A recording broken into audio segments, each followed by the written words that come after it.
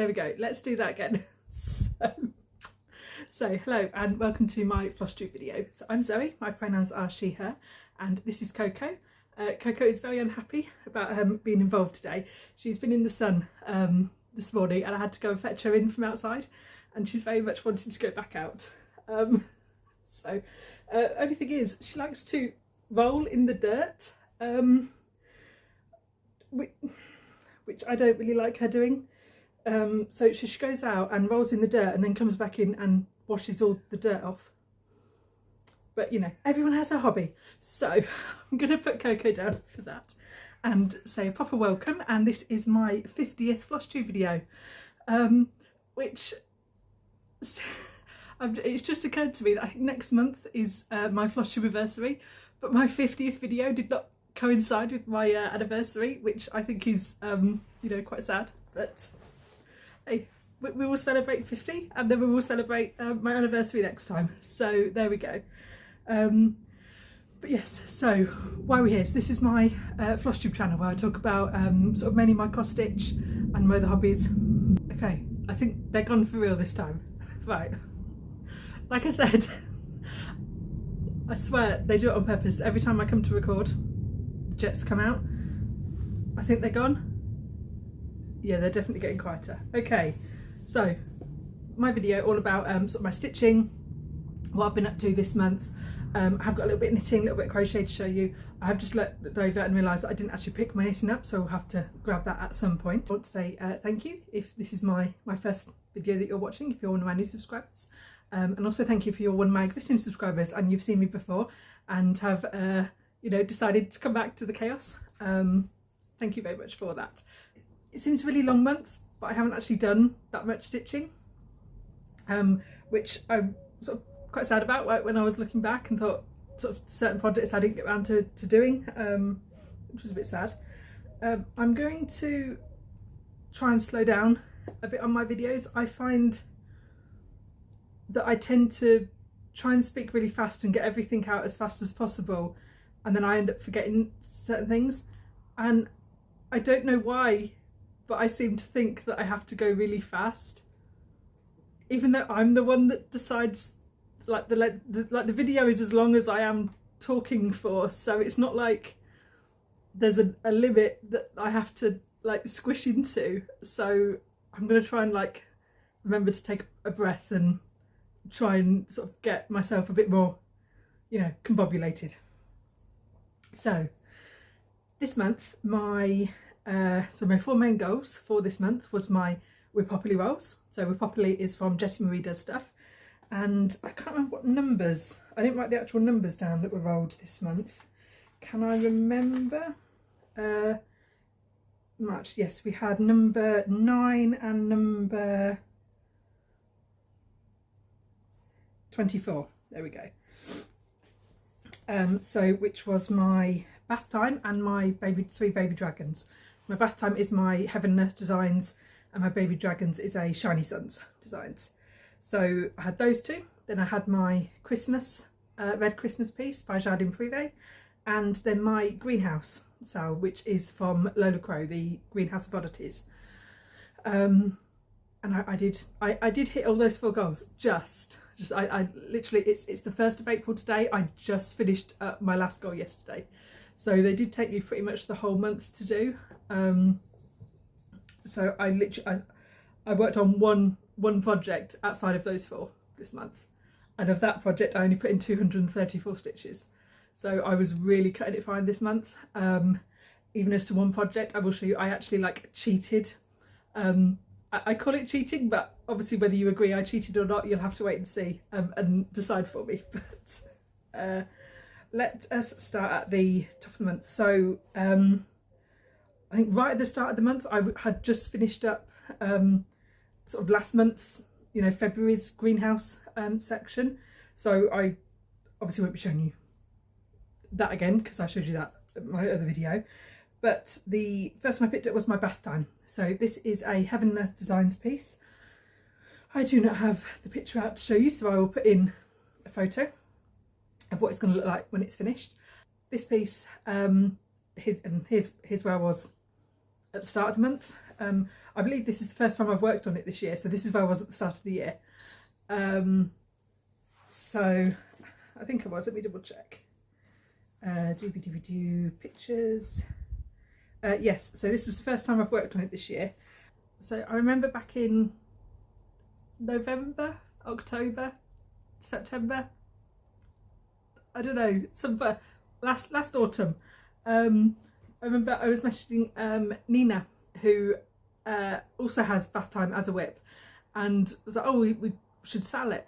And then for whatever reason, it never came up on my rotation. I never picked it up again until this month, so I feel really bad because I was like, so but you'll have to show me your progress. You have to email me or on Instagram and then show me yours, and then we can sort of compare where we are, and sort of go from there. But anyway, so start of the year and now. So I put in 3,928 stitches, but this one did take me right up until the 18th of the month. So basically that was all I stitched on for the first 3 weeks of the month. Well, two and a half weeks of the month. And I sort of called it at the end of that day. I'd done 1,350 stitches on that last day, and I was like, you know what? I was like, we're close enough to 4,000. I'm calling we're good. Also because I noticed the next section is sort of where the bath is, and the bath is quite chunky. So I thought, you know, I can get through that a bit faster, so I can always pick up those 70 stitches later. It's fine. We're calling it. You know, I'm fed up with this project. I was like, I want to put it away. I want to get something else out. So yeah, so I did that one. Then so that was on the 18th of the month, and on the 20th of the month was the retreat. So this was the Essex Needles retreat down in Essex at the Novotel in Stanstead. And sort of, yeah, I wanted to get my bath time finished before I went. I thought I don't want to keep doing it when I get back, because I haven't even started on my dragons piece, and I still need to get 4,000 stitches done on that, and there's like a week and a half left of the month. Well, I think almost 2 weeks, but you know, not very long. So that kind of decided for me which whips I was going to be taking to the retreat, because I had sort of pre-decided, you know, I'll take a few others I hadn't worked on, but then because we were that close and I hadn't achieved all my goals, I'm going to have to take my goal pieces, else like I've got no chance of reaching any of these by the end of the month. So I took my dragons, my 3 Ruby dragons, and I took my Christmas piece, and I took my greenhouse, because they were 3 of my 4 goals that I hadn't even touched yet. And I did also let myself have another little start. Now this wasn't the start that I had planned, and I'll tell you about that in a minute. I'm going to go let the cat out because I think Honey's wanting to go outside. Please hold. So yes, so my first project that I took, so the retreat runs from the Friday to Sunday, but a few of us sort of stop the Thursday night as well, so that we're already there for the Friday. So I took something little to work on the Thursday evening, because we're going to be there. We're not quite going to be in the stitching room, so we'll just sort of be in the restaurant, you know, the bar area, trying to save stuff. I want something small that I can just put on the like my little 6-inch Q snap, so that I can just sort of hold it against my chest and sort of stitch in hand, because I'm not going to have a stand or anywhere that I can put up like that. So little project that I picked up was my Country Cottage Needleworks mini village. So I've turned my phone the other way so that I don't trip over the cable this time, but obviously instead of being over there, the camera's over there. So I will apologise if I keep getting this wrong, but let's try again. So hopefully that's not shining too much. Anyway, this I'm getting as a sale from Megan Coffee Crafts fabric. So each month I also get a little sort of something to go on it. So this one was a little snowman charm that I might see. I'm going to have to see when I finish it up how big the little snowmen in this one actually appear, as to whether I could swap one out for the little charm or not. But I'm working this over 2 on 40 count, so I'm not entirely sure the size that they'll be until I stitched it. But anyway, so this is the fabric that obviously Megan's dyeing up for this sale. So, and here is my little start. See, I did it again, wrong side. Maybe I should, can I shut this blind anymore? No, the blind is shut. Okay, that's not helpful. Can I? No, right, if I stay back, it should be too bad. But this is my tiny little start. It's so small, like I want to get it, there we go. I can get it close enough, it's not in its own shadow. So there's my teeny tiny little start of just sort of one of the houses. I think it was sort of this, just this little house in the middle. So I just sort of counted over and started that. So this is using all of the called for sort of threads, which I think are Classic Colourworks. So there are those ones in there. And I got a new needle minder from, have I got the, I know I've got the tag in here somewhere, can I find it? Yes, I picked up a new needle minder from Mini Minders at the Badge Shack UK. They're on Etsy as the Badge Shack UK. And it's just quite a few different ones, so I picked up one for my mum as well for Mother's Day from there, that if I can go grab at some point, I will show you what we got her for Mother's Day. But yeah, so this was the little cat and some books, little minders I got. So it's like metal enamel, but yes, so there's that one. So that was my tiny little start. Again, sort of using my sort of stitch estimate for my stitch, oh gosh, what have I been calling it? I can't remember what I've been calling it. Where I'm sort of banking my stitches and trading them in for my new starts. So, you know, so I'm using, I don't have a pile to put the things that I've shown you already. Let's put them on the floor. So yeah, so using my sort of system of kind of estimating how many stitches a piece has, I've estimated that's got 2,800 stitches. So that's what I took off of my stitchy allowance. That's the word I used, was allowance. There we go. So that was my new starts. That's what I did on the Thursday, and that project had 234 stitches popped into it. So not a lot, but I was stitching in hand, which meant that I could only use one hand, and I normally stitch, you know, two-handed sort of thing. And obviously talking to everyone, meeting everyone. But you know, still a bit. Obviously I don't think I'm going to get the whole year's worth done for next year to start, but you know, we'll get a few through this year hopefully, and to display for next season. But anyway, so then the Friday was the main sort of retreat start. So obviously lots of people coming in, so lots of stop-starting as I got up to sort of greet everyone as we were starting. And did we have, I can't remember if, I think there was a few, yeah, there's a few shops set up on the Friday and then a few different shops on the Saturday. So did a bit of shopping both days as well, but I'm going to show you all the sort of goodies towards the end. So Friday picked up my big gold piece. I thought I have to get my 4,000 stitches on my dragons, so I better pick that up first, you know, get the tough project out of the way, and so that's what I did.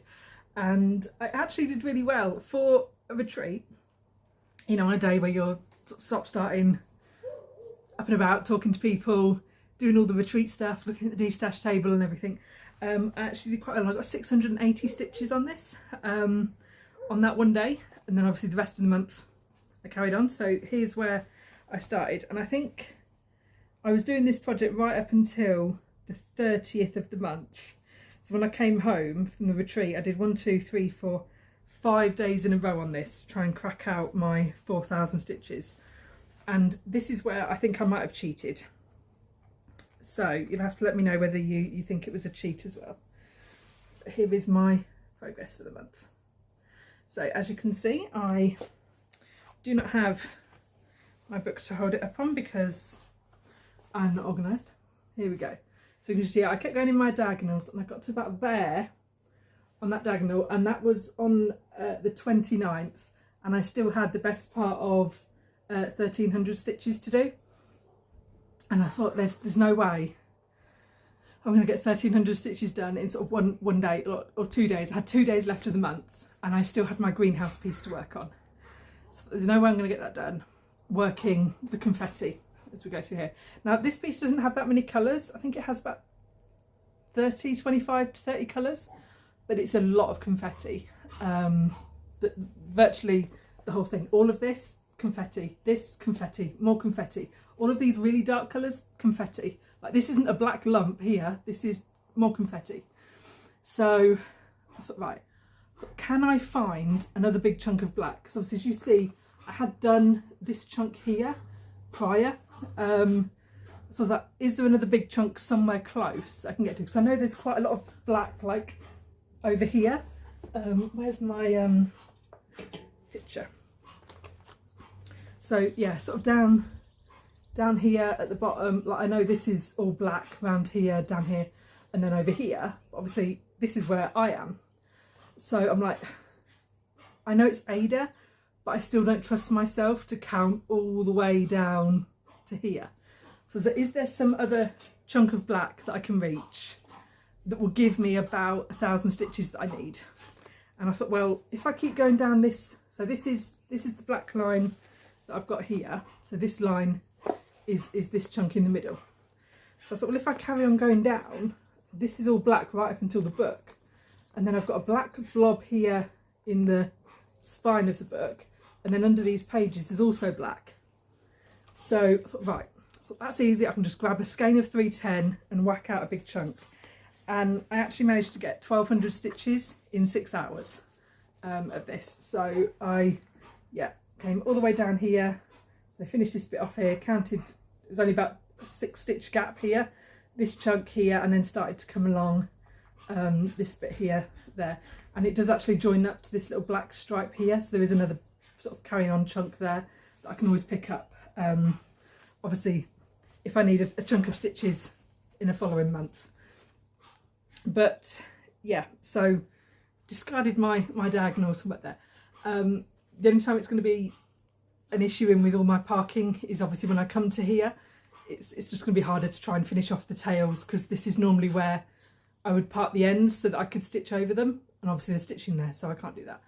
So, but you know, I think it was cheating. I class it as cheating, but it got me most stitches, and ultimately those stitches do need doing at some point. So like, I don't know. I would say, like, is it really cheating or not? But to be fair, I don't care whether it's cheating or not, because it's not like the police are going to come round and tell me off for stitching wrong. Like, so, you know, hashtag break the rules and all. But yeah, so there we go. So I did manage to knock out, I actually got 4,029 stitches on that. So I even got carried away and did almost 30 extra stitches that I didn't need to do. Like, come on. So, but yes, also I do want to talk a bit more about this project. So I can't, there's no way you're going to be able to see the contrast on this good enough. So I'm going to take a photo and insert it. I might have to edit the photo, like the brightness on the photo, just so you can see it as well as I can see it, obviously with my eyes. But I will add that picture in and I will talk about what you're looking at. So this piece I made in that. Now, I don't know if any of you remember, if you've been watching a while, I've been complaining about Ada quite a lot. So certain types of Ada I find really hard work for my hands. So I have arthritis, rheumatoid arthritis and osteoarthritis, and it does affect my fingers. My fingers are also hypermobile, so the ligaments have very little strength to them. I tend to wear sort of my metal splints, so you may have seen me sort of wearing these sort of things in previous videos or while I'm stitching. These sort of help to stop my fingers dislocating and my thumbs dislocating. When I have to grip something with my thumb and forefinger, this joint dislocates really easily. So it then makes having to grip the needle to pull it through the fabric really painful, because I'm constantly popping the thumb in and out of joint. So some Adas I flat out can't work with, and I've already sort of discarded the Ada and started the project again. You know, I got 2 stitches in and was like, no, it's not working. Some Aidas are very soft and the holes are comparatively quite big, so I find those I can work with. This was an in-between, so it was one that I was sort of struggling with, not quite as much as the others, but enough that when I did pick it up the last time when I was stitching on it, sort of back in January I believe it was,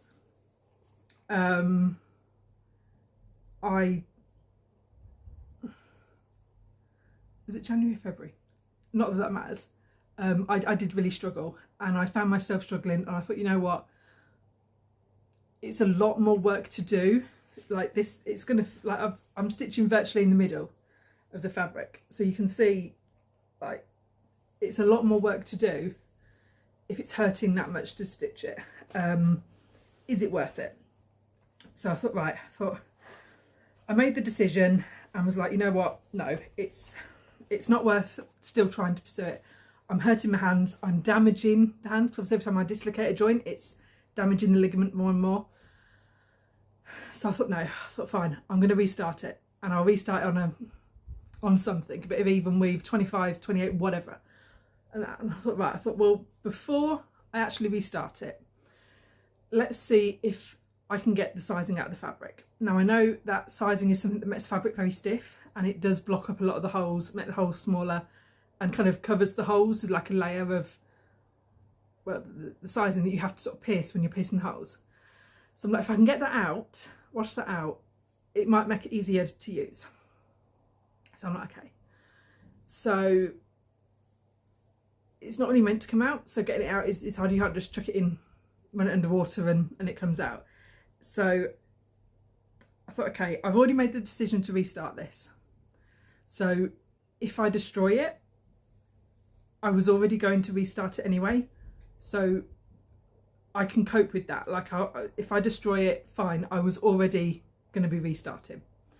So I thought, okay, I get my wool wash out that I use, because I know that's good for getting rid of the lanolin in wool, and cleaning the wool. And I got some dish soap, and I thought, I know dish soap is good for, they say to, you know, use that to help with, can help with softening the fabric and get the size out. I thought, okay, I've got some dish soap, I've got some regular like laundry detergent, I can use that.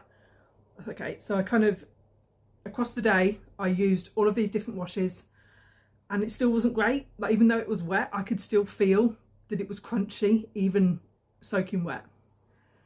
So I thought, well, I've got one last chance. So I basically poured boiling water over it, and I boiled it for about half an hour. And was like, if that doesn't get rid of the sizing, then like nothing's going to help. Like that doesn't fix this. It's just like, I might as well chuck it in the bin. Like I've got no chance. So chucked it in there, like I said, give it a good wash, and it's a lot better now. It's not great. It's not like working with an even weave or even a soft Aida. It's not like that, but it is a lot better for me to work with.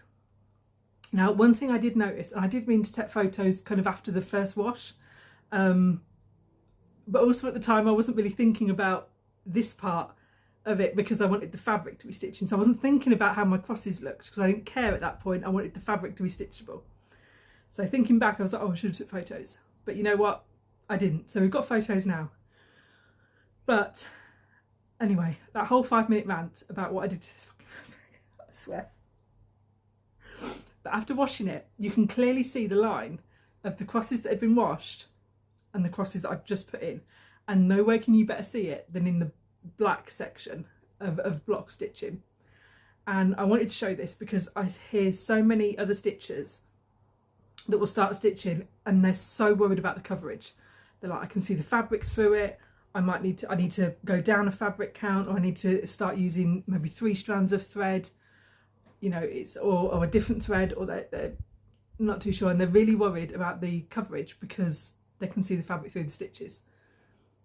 And I wanted to remind people that once you wash your piece and those threads can fluff back up, it fills in all of those gaps. Like, you can't see any white through these black stitches. And this is just black DMC on white Aida, 18 count, 2 strands of DMC. and it's just stitched normal. You know, there's no, I haven't done a fancy tent stitch or basket weave on the back, like you can see sort of, oh, where, if I get it right, sort of you can just see it's just normal, you know, crosses up and down, back and forth. I haven't sort of done like a tent stitch basket weave back where it would cover the back better. Like, no, just regular ass stitching. And yeah, and you can see quite distinctly the difference between the washed and the unwashed bit. And so it's obviously one thing to remind people that you should wash pieces when you're done, if you can. Obviously I know some fabrics say don't wash and some threads do also say don't wash, but if you can wash your piece, it's going to fluff up the threads. And that's partly because as you're pulling through, you're flattening all of those fibres in one direction as you're pulling it through the fabric. And as you do more and more stitches, it's getting flatter and flatter and flatter, which makes it really good for sewing because it pulls through nice.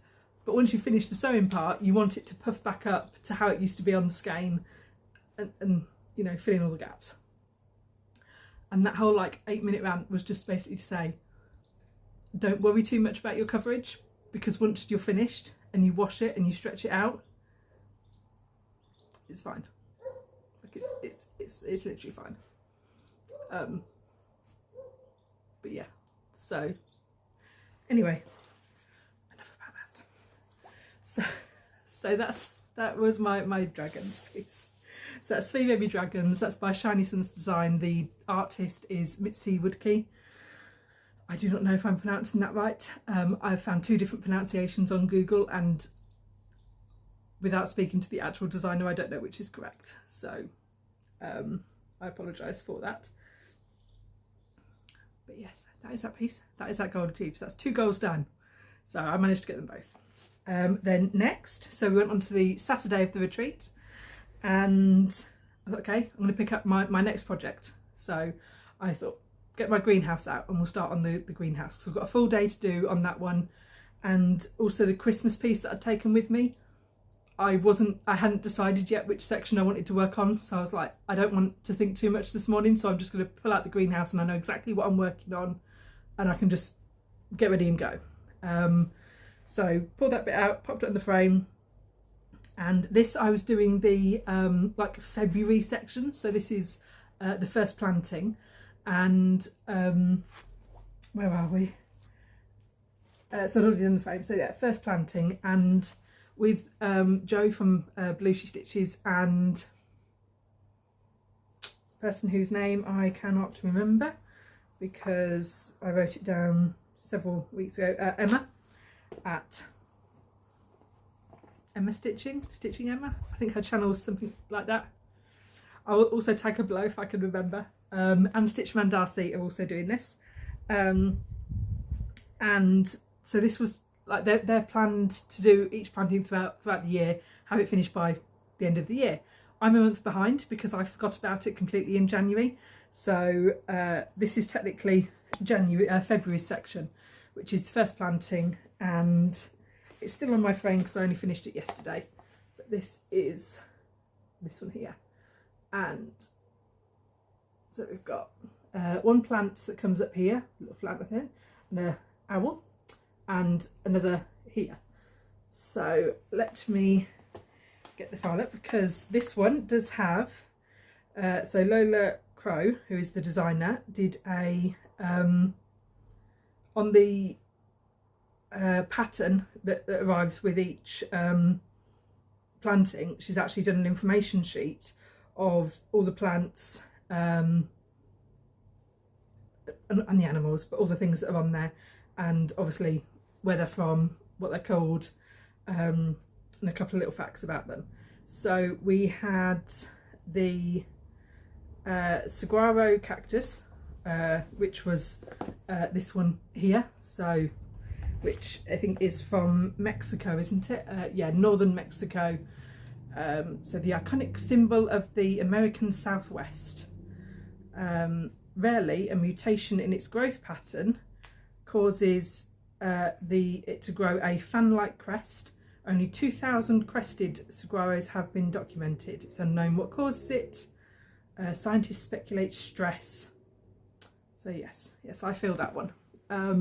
So yeah, so it's got a crest on top, and then obviously its flowers So they are white and yellow flowers, tiny flowers. I don't know if you can see them, maybe a little bit. But yes, so aggressive swara. And then the next plant is the boojum tree. There's also the Latin names in the sheet. I will not be saying those out loud. My pronunciation of the common name is horrendous enough. I do not need to subject you to my awful Latin. So this is from California, and it can live for 300 years and survives on less than 5 inches of rain. So I suppose good for, you know, Southern America states where there's a lot less rainfall. When it does rain, it gets tiny leaves on short spiky stems and a cluster of golden flowers at its tip. So you've got the spiky stem and little golden flowers at the tip of that one. And then the owl is an elf owl, so from southwest, you know, the same place as the others, so Baja California and central Mexico. It's the world's smallest owl, weighing just 1.4 ounces or 40 grams. What else weighs 40 grams? So yeah, very tiny. They nest in abandoned woodpecker holes in the saguaro cacti. Anything else? They catch snakes. There we go. They catch thread snakes and bring them to their nest to eat the harmful parasites. So apparently they're besties with little snakes. So there we go. The elf owl will play dead when handled as a defence mechanism to escape from predators. So, you know, fun facts. So that's what we had this month. But yeah, next month we've got, or, you know, second planting. We've got a, is it a Rafflesia plant? I can't remember. And some more plants down the bottom. But I haven't looked at the list for that, so I don't know what it actually is. But yeah, so got those done. And that was a total of 1,084 stitches for those. I think once the border was done, the actual plantings are only about sort of 1,000 to 1,500 stitches per month. They're not too bad. But it was actually a border itself that was like 6,000 stitches. Also, if you've been on her Instagram or any of her social media, she's starting a aviary. It's the planes again. So obviously we've got the greenhouse, we've got the aquarium, and this will be an aviary. I believe she's starting that the end of this month, but I might be having to have a look at that and see. But I won't be starting that until I have to get at least this one finished before I can start the aquarium, and then I have to finish the aquarium before I can start the aviary. So although I believe that Julie from Stitching at the Cabin, obviously she loves her birds, so I believe she will be starting the aviary. So you'll have to head over there and have a look at it from there. But yes, so that is that one. Oh, and there's a Crafty Emily needle minder from there. So that was it. And then obviously Sunday I got my Red Christmas out. So I had a look at this one. So this is my sort of New Year, New Start that I plan to have done by the end of the year. And it was charted on 6 pages, so half a page a month made my 12. And I've done this section for January, this section for February, and then obviously March I had, you know, an option to go to. And because we were pulling the end of the month and I knew I was going to be short on time to achieve my goals, I basically looked at the pages and tried to calculate which had the least number of stitches left to do. Because as I'd stitched sort of some of the borders, I'd kind of taken them all the way to the end rather than stopping right on the halfway mark. So I knew a couple of these I had gone over the page break a little bit, and I basically worked out that this page here, so my February page, I'd done about 3/4 of the page, so I only had a little bit left to do, and that was the one I picked. I also managed to get this serged. I did take this to Rachel at the Talking Dog. She had her overlocker at the retreat, and I kept saying that I needed to get this overlocked, and I was like, you know what, I was like, I'm just gonna pay her to do it. So she was charging a pound a piece to be overlocked, and I was like, you know what, that is fair. I will, you know, I would rather get it done and know that it's done rather than it sit here until like August before I get around to doing it. So And here we go. So hopefully you've seen the pictures of where I was. And here I am this month. Oh, let me scooch over a little bit. There we go. So I filled in this page here, which I believe was sort of from this border down. But I'd already finished this square here. So this was already done. I'd done this motif here, and I'd done this line across here and this one here. So I did part of Joyeux Noël, and as you can see from my tail ends, part of this bow here. So I've still got sort of the bottom of the bow to do, but that went onto the next page, and I wasn't doing any extra this month, so I cut off right at the bottom of the page. So I filled in these bits, and I did do the whole tree, just because that was going to be too silly a motif for me to just stop part way on, because then it meant I would just have to do like a few of these extra stems, and I was like, that's no, I was like, it's a straight line, I can just go back and forth, that is fine. But this is where the actual page ends. But my thread on the Noel ended right on the page break, so I thought, you know what, that's obviously a sign. That's exactly where I'm going to stop. No more, no bonus stitching this month. So yeah. But yeah, so obviously I've got so the second half of page 1, I can go on to page 4 or come down onto page 5, either section of page 5 next month.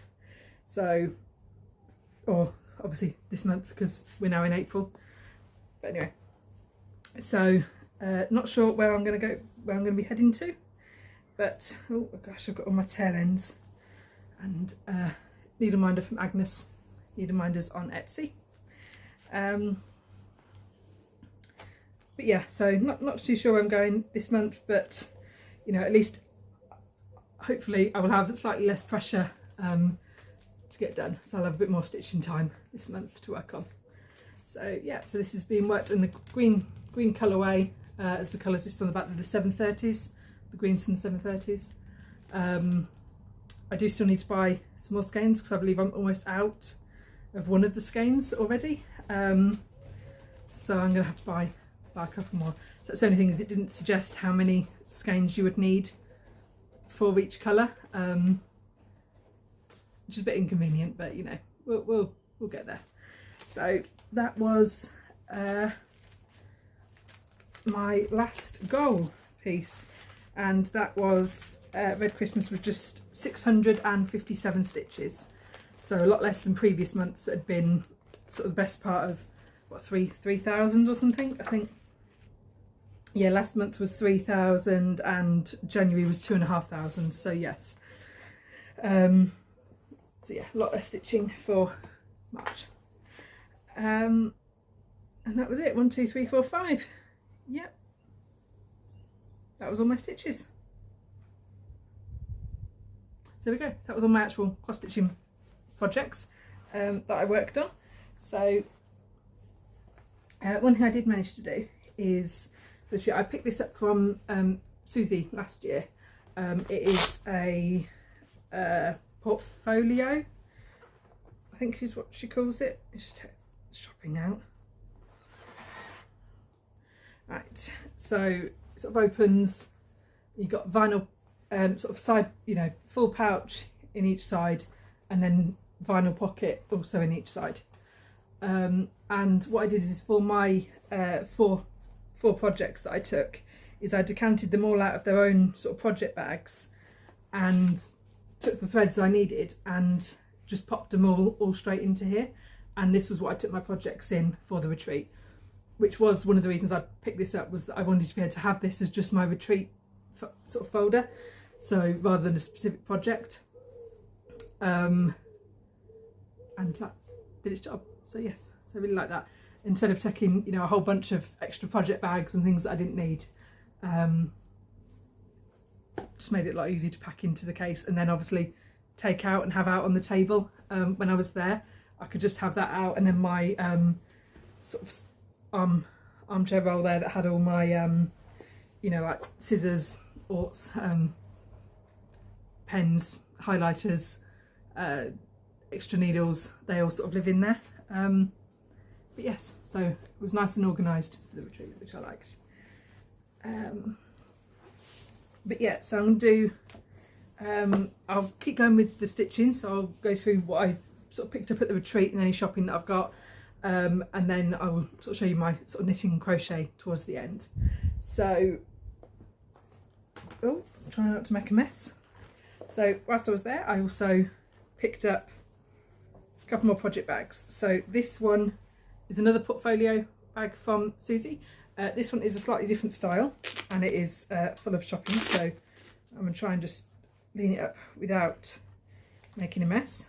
So this one just has the vinyl on one side, and then this is just felt on this side, still with the two pockets inside. And then picked up this one here. So this is a sort of regular sort of project bag, you know, with zip. Again, this is what all my other shopping is in. But yeah, so I do prefer these ones to the vinyl ones, to the vinyl fronted ones, just because I am always wary that, especially if they sort of get left somewhere hot or in the sunshine, that whatever I've got inside will kind of either stick to the vinyl or like fade onto the vinyl, like transfer, like if it's a pattern it will transfer the image onto the vinyl piece, and I think I'm too worried that that might happen, that I don't like the vinyl bags, even though personally that's never happened to me. I'm still conscious that for some reason it might decide to one day, I don't know. Makes sense in my head, but I like having the fabric on both sides. Also because I tend to remember what's inside the project bags, so I don't need to be able to see in them. I sort of can just remember, sort of thing, in the nicest way. Like, my memory's not great, but I can sort of remember those things, which is handy. So who else did we have there? Like I said, we had Rachel, the talking dog, and she bought several patterns, but she also bought all of her fancy flosses. Obviously not her personal fancy flosses, you know, the different brands. So I think she had Classic Colourworks, Gast, so what is it, Gloria something, Sampler Threads, Gentle Arts, not Gloriana she didn't have, Gentle Arts, and there was another one there I think, and then she also had these, which are Cottage Garden Threads. So these were in her little sale box, so I picked a couple of these up to do because I liked the colours. So they're kind of peachy gold and like a sort of mauve, dark mauve, which were quite nice. But I thought that might be good because I've got a lot of like monochromatic pieces that obviously would be good with a fancy thread. And then I saw this colour and I just liked this colour, so I picked that one up as well because why not? Then I took the opportunity to kit up a few things that still needed kitting up, and I didn't write down what I kitted up, so I'm going to try desperately to remember from the colours, which no I can't do at the minute. So I don't know what these go to, but this is one project. So, oh, Weeks Dye Works was the other one she had. So I've got Weeks and Gentle Arts, so a few there. Why can't I remember what projects this was for? Gosh, this is terrible. I've got a list. I wrote a list of everything I needed projects for. Did I actually write down? Okay, Stars Bright was one of them. It had marshmallow in it. Is this marshmallow? No, that's wrong. Okay, that doesn't help. No, this is really weird.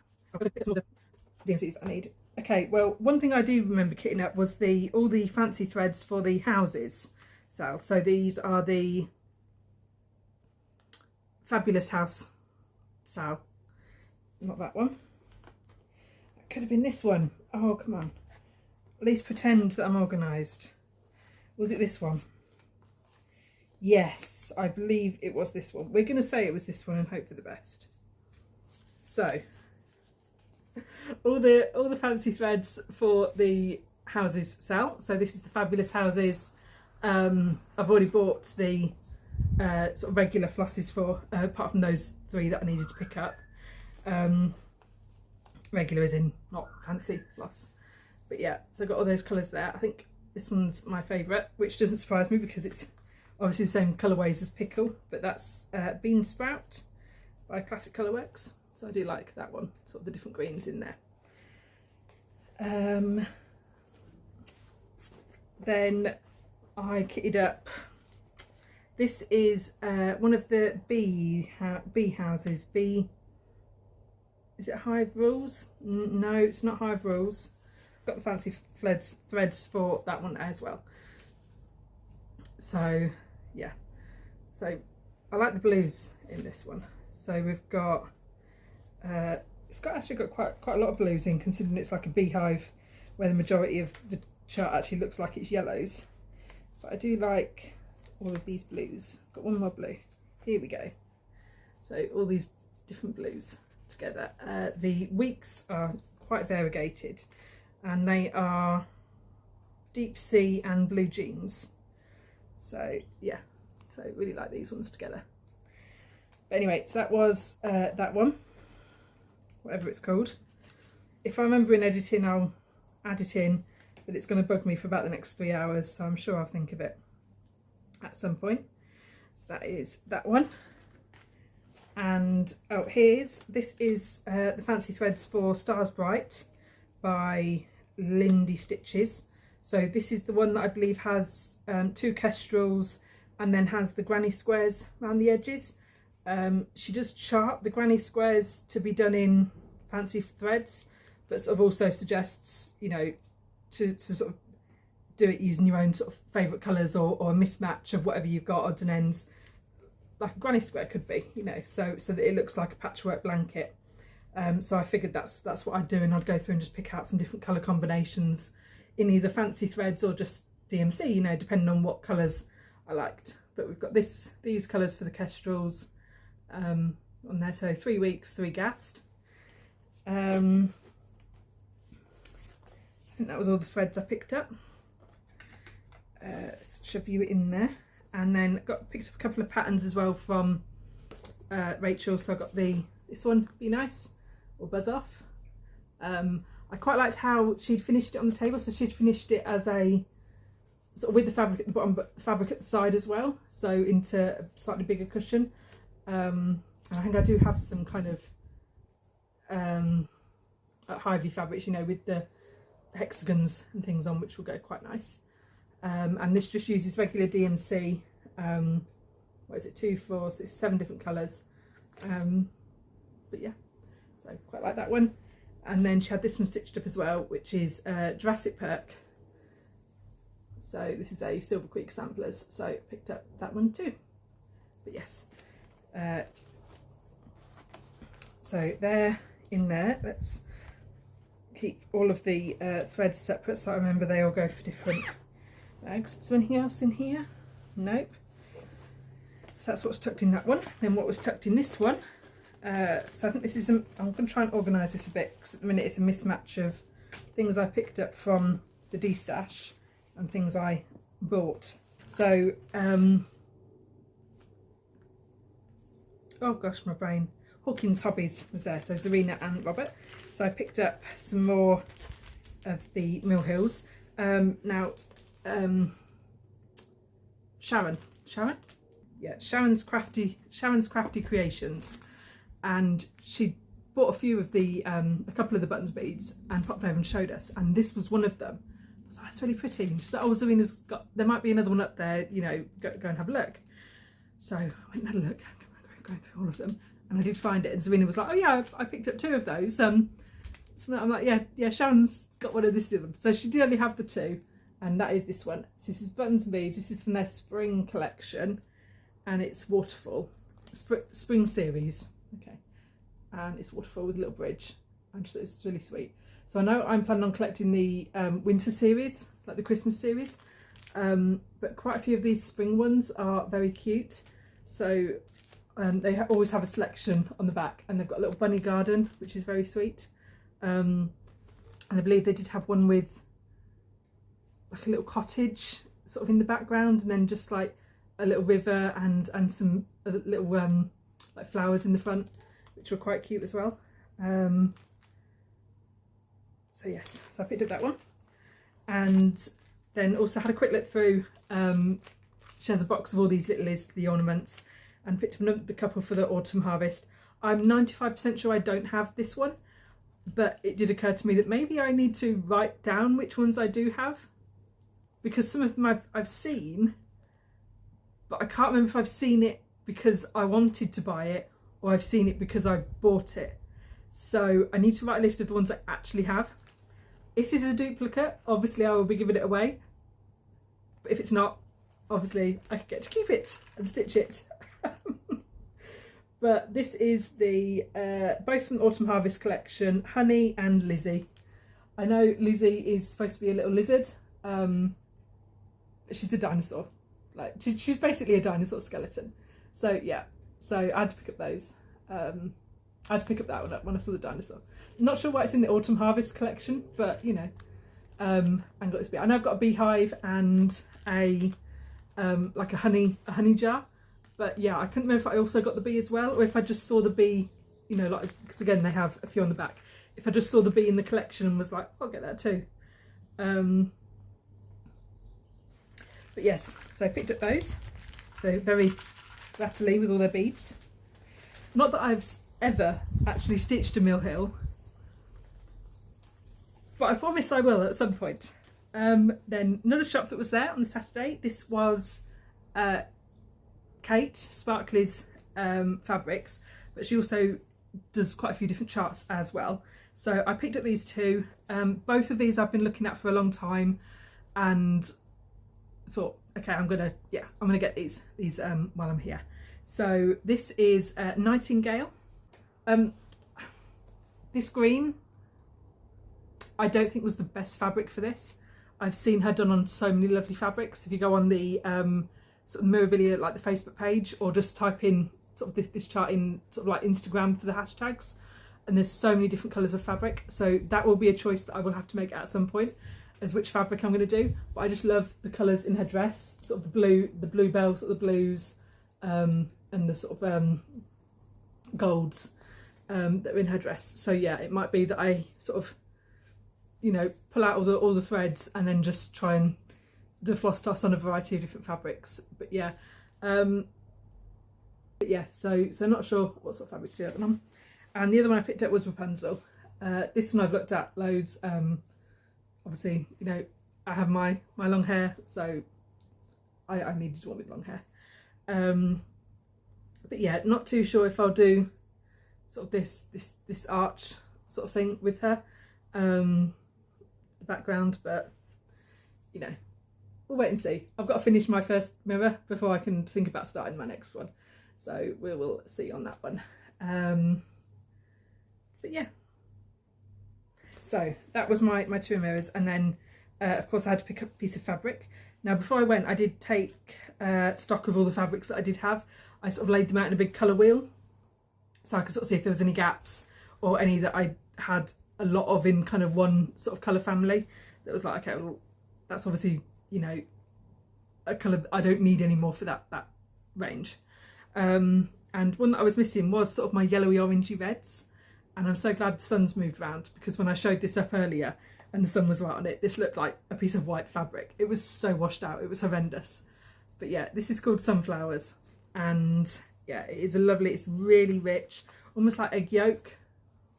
So you can see how if I fold it over, it's a bit richer. There we go, sort of like an egg yolk, free range egg yolk. But yeah, it's called Sunflower, and yeah, really like that. And I don't have any other fabric like this in my stash, so I was like, okay, I'll have to pick that one up. Now, one thing that Kate did say about storing the fabrics is she said that sometimes if they're folded for a long time, the dye can migrate to the fold and you end up with lines on the fabric. So I've not had that before, but I'm just worried how other people store any of their fancy fabric. Like, you know, obviously you don't always store fancy fabric for long, because a lot of people tend to buy it and then use it straight away, as opposed to put it in a stash like I do. But yeah, has anyone had a problem with that? And how do you store it? Because at the minute I've got basically all of my fabric, I have folded exactly like this piece, and I keep them in a box, sort of all like that, so that I can see what I have. I'm just wondering if I should be storing them differently. I know Kate says about sort of just hanging them like on like those, like what you'd hang your pants on, your trousers, so the clip coat hangers, and having them just hung on a rack like that. I don't know, does anyone do that? Should I be doing that? I'm not too sure. I don't know if I've got space to do something like that, so I'm trying to think how else I should be storing fabric. So, you know, answers on a postcard, please. But yeah, let me just pop those back in there. And then from D-Stash, I picked up this from Alison. So she had quite a few of these sort of, are they embroidery? Yeah, called embroidery. From the RSN, so Royal School, that's why I call it the RSN, Royal School of Needlework. But this one was a seahorse, and I quite liked those colours, sort of the contrasts, but also I can't tell if you can see on the screen. Yeah, so it uses all different types of stitches. So the chart is sort of like drawn on. So instead of, not drawn, but, you know, instead of being blocks in each square, I mean, the stitches are drawn on like this. So obviously it tells you exactly how long your stitches should be and where they should be, which isn't, I haven't followed a chart that looks like that before. So that would be quite interesting to do. So then I also hopped back over, and I know there was some sort of canvas, so I'm sure this is like the needlepoint canvas stuff, because I'm sure I've done counted canvas work on this, but the piece I have I've already obviously used, and the remnants were quite small. So yeah, so I picked this up. This was on the D-Stash. It's just got like blue lines. I'm pretty sure this is the stuff. The longer I look at it, the more I'm thinking maybe this isn't the stuff, maybe this is waste canvas, but my brain's like, this doesn't look like the waste canvas that I also have. So yeah, it could be waste canvas. I also have waste canvas upstairs that I'm using for a different project. So either way, I needed the canvas. But anyway, so I picked that up, and then this was on there as well from Susie, and this is a Bothy Threads. This one's called Imagine. So I do have the chameleon, which I can't remember what it's called. It's called something equally as non-animal like. I can't remember, create or something maybe. But yes, so I do realise they Bothy Threads do have a range like this, where some of the animals are kind of coloured like this, and then some of them are kind of the regular colour you would expect the animal to be. So I do quite like the rainbow effect ones. So yes, I've got my chameleon, and then I'll have this one, and I believe my sister's doing the parrot, which is there. But yeah, I know they've got, I think, like a wolf or a lion, but it's in the colours you would expect the animal to be in, so it's not quite the same vibe as these. But yes, so this is just the chart. So I need to have a look through my stash and see if I can find a bit of blue fabric that maybe fades like this, light to blue, light to dark, not light to blue. But yeah, and see what I've got. So I've got hiccups now. And then this I actually picked up from Cross Stitch the Globe, her D-Stash. So this was separate to the retreat, but obviously it came at the same time, so I'm going to show you it now.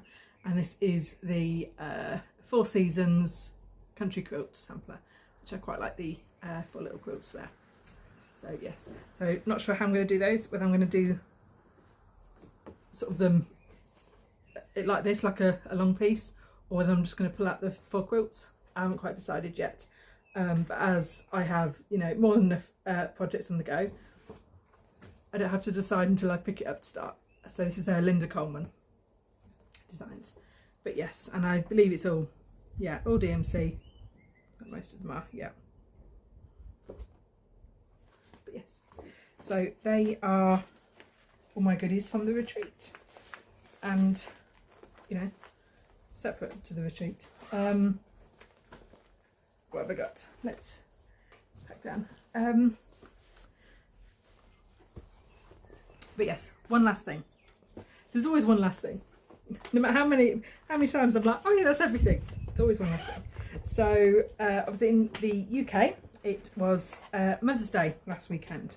So between me and my sister, we put together and got her, my mum, a few stitchy things for Mother's Day. So we picked this up from the retreat. So this is from Stitch Majig, and this is one of her bags. So she has vinyl front bags. Let's try and get that. There we go. And this is a steampunk dragon that is embroidered on, and that is the backing fabric. But yeah, so all of her bags sort of have that embroidery, some sort of design embroidered into the middle. And then picked her up. This was the other needle minder from the Badge Shack I picked up. So my mum has this similar sort of tree of life design as a pendant and as a pair of earrings. So now she also has it as a needle minder. And then this was one of Agnes's needle minders. There we go. I can hold that up. So it's one of her octopuses, all with gems and sparkles on. Yes. And then this was from Rachel, the talking dog, and this is a universal grime guard. So it's got magnets in the four corners there, and then a sort of piece of wood sewn on there. Sign. But where's my, I did have a piece on. But the idea is that you put it around the side of your Q-snap, and then that would be the bit you hold when you're stitching in hand to stitch on. So obviously you wouldn't already have a grime guard on, like I do, but it's so that then no matter what shape or size your Q-snap is, or your hoop, whatever, this will fit sort of on. I mean, obviously, you know, if your Q-snap is, if whatever you're trying to go round is bigger than what, 2-inch radius, then no, it won't fit. But you know, the majority of ones it will. And my mum stitches in hand a lot more. She's probably about 50-50. It's mainly her big projects that she stitches on the floor stand, but all her regular sized and smaller ones she does in hand. So I picked her up that as well. Also from the talking dog, that was. But yeah, so now that is all the stitching. That is all the cross stitch stuff done. So yes, so I have one knitting, one crochet, and a little life update, and then I'm done. So obviously if you're not here for anything other than stitching, then thank you very much. That's all the stitching done, so I will see you soon. But yes, so knitting. Now this project has been going on for best part of 2 years.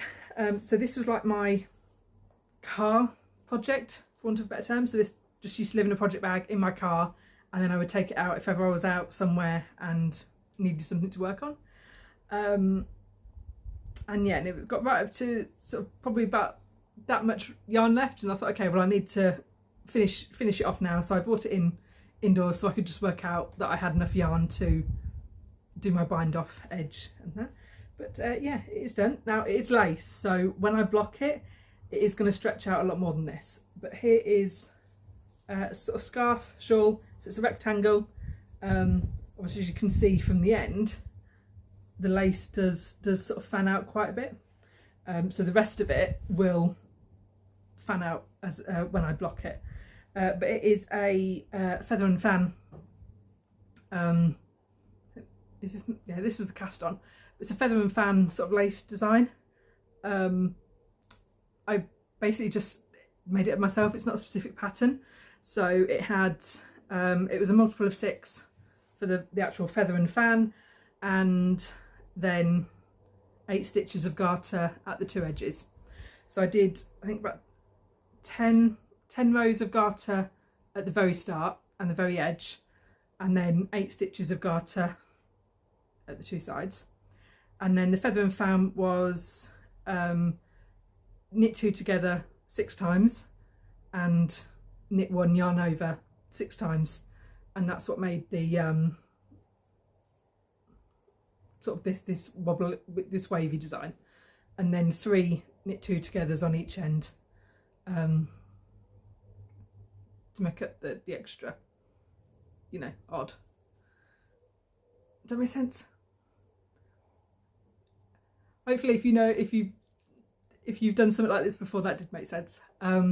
If anyone wants a more specific sort of written pattern, let me know, and I'll try and sort of write it down a bit better. But yeah, you can sort of see it nicer in the pink section. I mean, to be fair, that is upside down.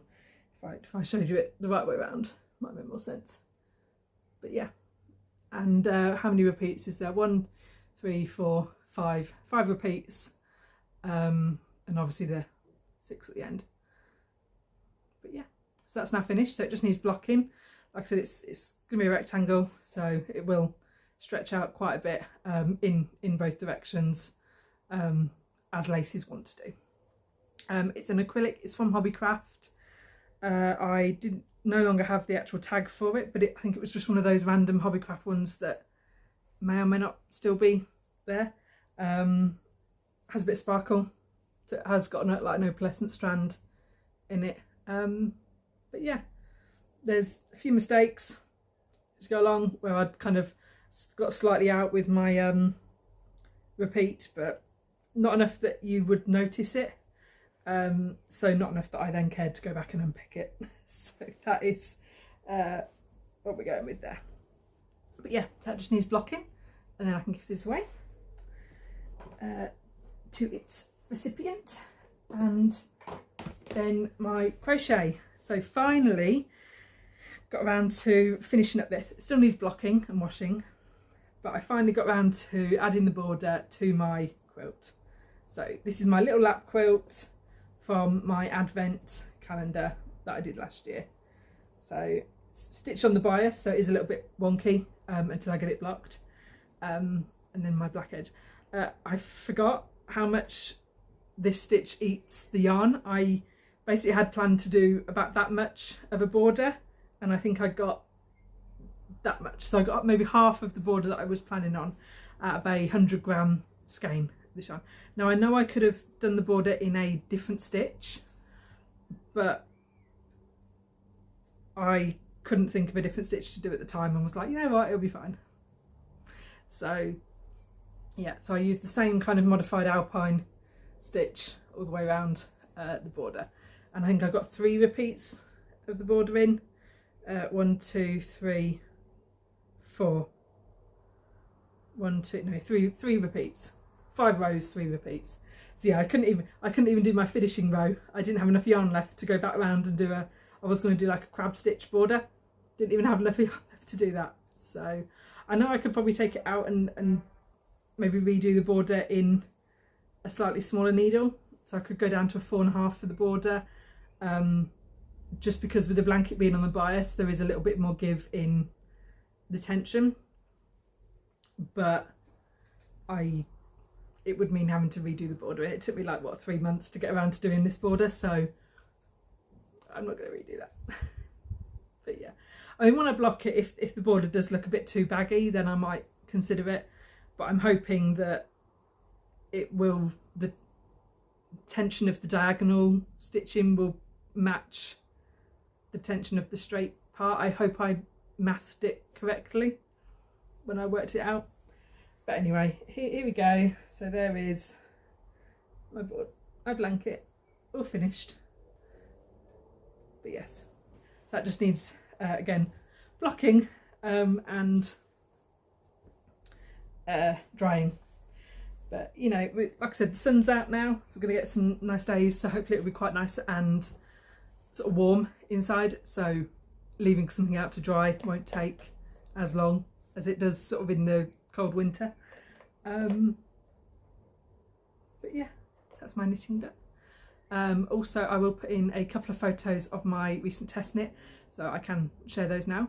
But I finished that here. Here's my mum modelling it, because I was feeling really awful that day, and I was like, I'm not in the mood for trying to set up a camera to take photos of myself. So I was like, can I just take photos of you?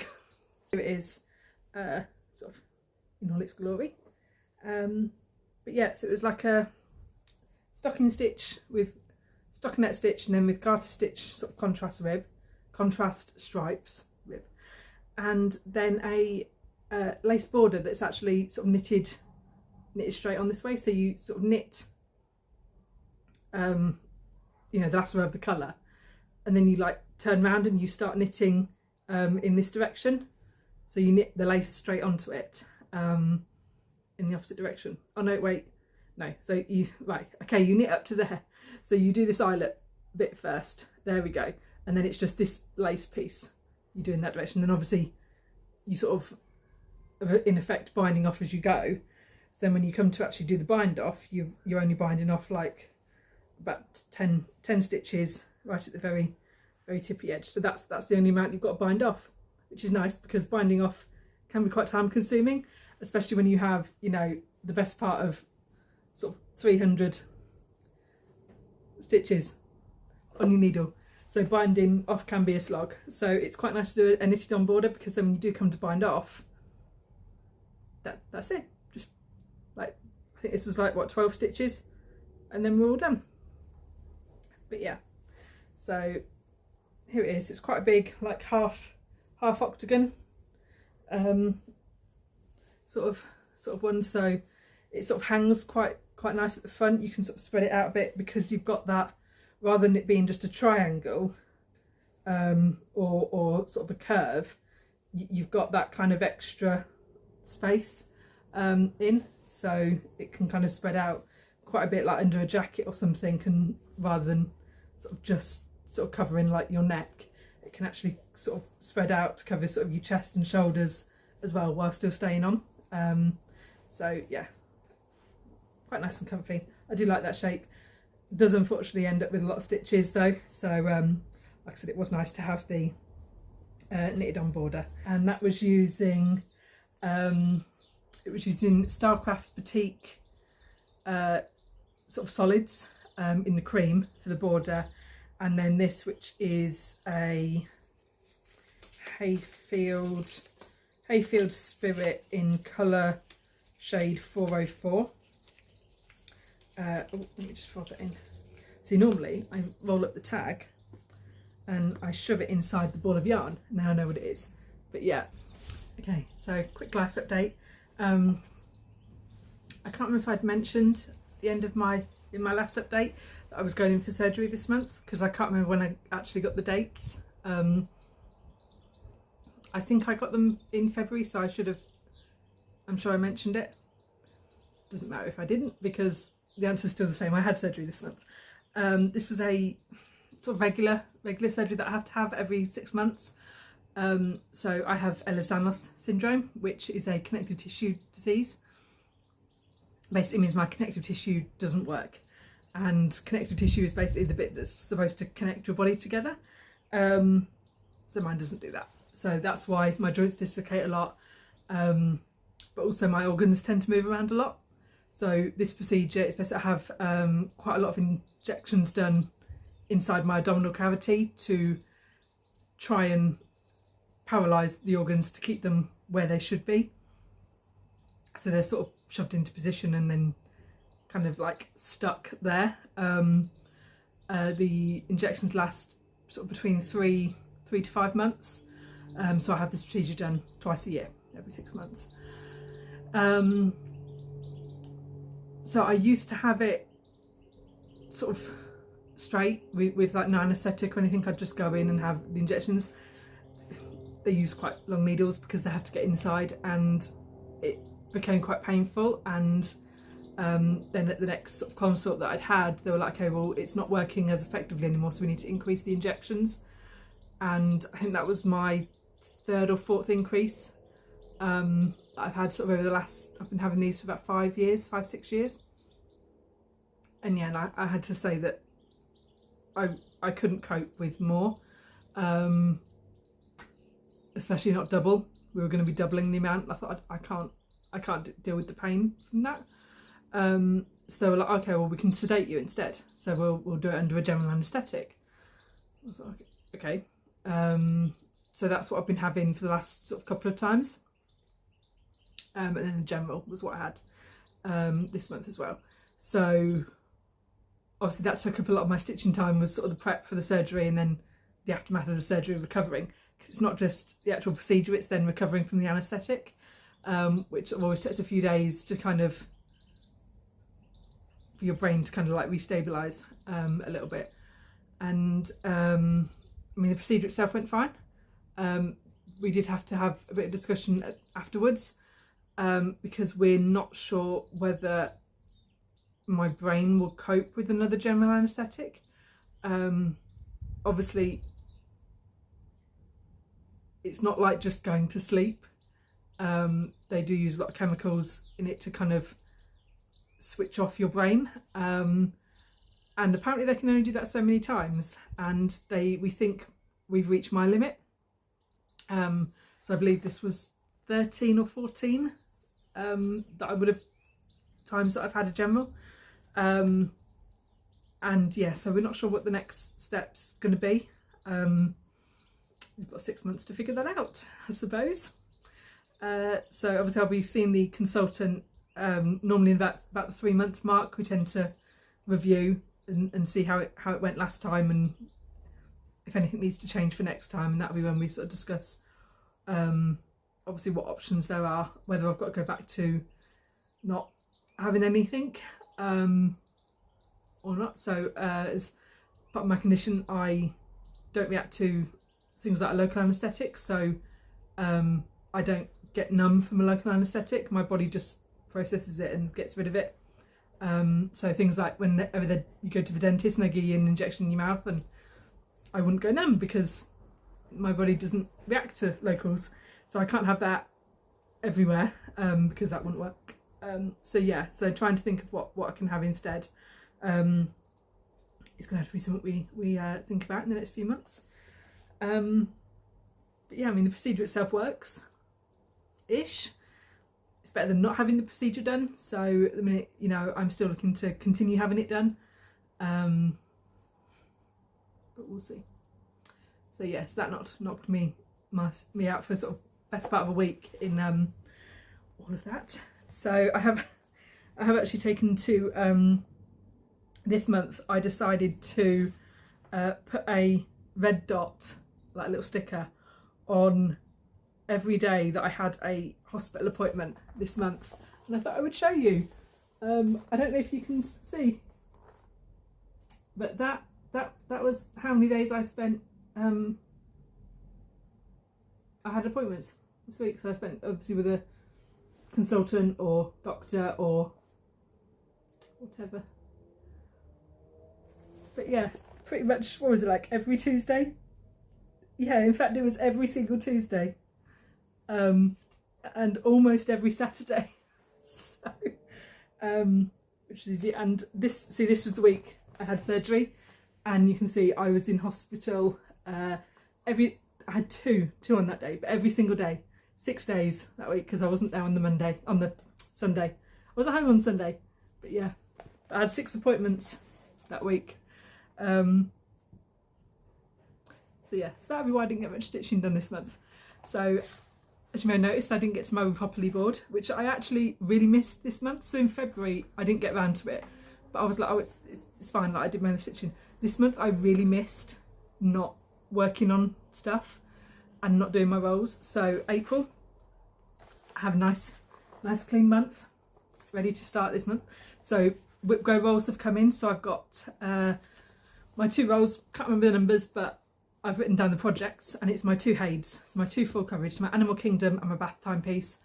Like I've already said, my bath time piece, my next section is in the bath, which is a lot of bulk stitching and less confetti, which is nice, so I should be able to get through that quite nicely, you know, without too much kind of confetti kind of trouble. So it should be quite smooth sailing for that one. And then my Animal Kingdom, which is just, you know, there's the best part of 300 colours, so it's literally all confetti. But yeah, so April. So yeah, so my Animal Kingdom is all confetti. There's about two lumps of like bulk stitching in there on 2 of the animals, because I think one is an orca and the other one is the polar bear. and they're the two biggest animals, and they do just have a block of stitching each. I've already done the polar bear, and my orca is, I believe, a whole at least 2 more stripes away. So I'm not going to get to any of that just yet. So that's going to be a bit more sort of heavy going. But I do quite like sometimes the kind of abstractness with the pieces like that. So because it's very hard to judge any progress with a head like that, because you're kind of doing like 4 blue stitches and then 3 light blue stitches and then 2 brown and then 6 black, you know, orange. You can't really judge your progress, so it is nice just to monotonously like stitch and stitch and stitch and then stand back and see what you've done, as opposed to other projects where, say, you're doing a house or an animal that's just a block of colour, and you know, okay, I need to do, you know, just this block and then it'll be finished. And that, I think, you're kind of, because you know exactly what you're stitching, it sometimes seems like, oh my God, I'm still working on like this house or this leg, and you're like stitch, stitch, stitch, I'm still going. And whereas I like the abstractness sometimes of the sort of confetti heavy areas, because you do just have to keep going and hope for the best, because you don't know how fast you're going or how much you're stitching. So I do quite like that sometimes. I can just sort of put Flosstube on and sort of just mindlessly stitch while watching, which is quite nice. So yes, in fact, with a Flosstuber, there is a new Flosstuber that we found. So my mum actually suggested her to me the other day, and it is Becca's something. Of course, I am highly organised as always. Becca's, no, okay, I'm going to have to go the other way around. Talk amongst yourselves. Ah, there you go, Becca Baines Sky. So yeah, Baines Sky. Anyway, she's in America and she has 8 videos. So she's been going for, I think she started sort of January, February. So she has 8 videos up and she's already at 2,000 subscribers. So she is, obviously you might have all heard of her before me, I don't know. But anyway, I quite like her videos, and she has done her greenhouse and she's done her aquarium. I think her first 2 videos she did a whip parade and then she did a finishes parade. And she's only been stitching for like 3 years. So yeah, so a lot of her projects she's kind of started and finished sort of quite quick, so she's got quite a lot of finishes all sorted. So yes, that's the new person that I found this month. But yeah, I think I'm all done. I think that's it. So I've updated for this month. So my physio is moving, so I'm waiting for a new physiotherapist to come. Well, not to come, to be recruited. The NHS is yet to recruit someone to fill her spot, so I just have to wait for them to recruit somebody. I don't know. But yeah, so that'll be fun. In terms of appointments, I've got cardiology this month, so I've just had my echo, so hopefully I can see the cardiologist and work out why my blood pressure is still really high and my heart rate's still really low for like no particular reason. But yeah, so that was my March. So yeah, so hopefully the weather will stay nice for this month. It'll be nice and warm. So that was everything that happened in March. So we've got April coming, so hopefully I can get through my goals a bit and get onto my We're Properly board. So that would be, that's what I'm hoping for this month. So I can crack out some of those goals and actually work on something other than those 4 pieces. But yeah, so thank you very much for watching, if indeed you still are, and I will see you soon. So I love you lots. Bye bye.